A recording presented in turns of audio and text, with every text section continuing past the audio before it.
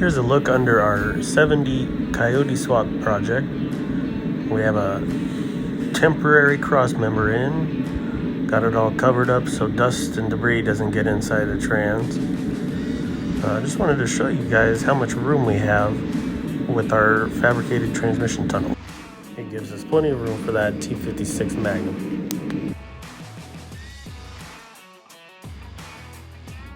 Here's the welded seam where our fabricated transmission tunnel meets the floor pan for our 70.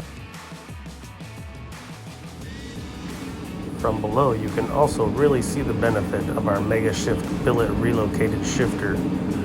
This is where our shifter would be located, right next to the driver's seat, where you can easily reach it for those super short throw shifts.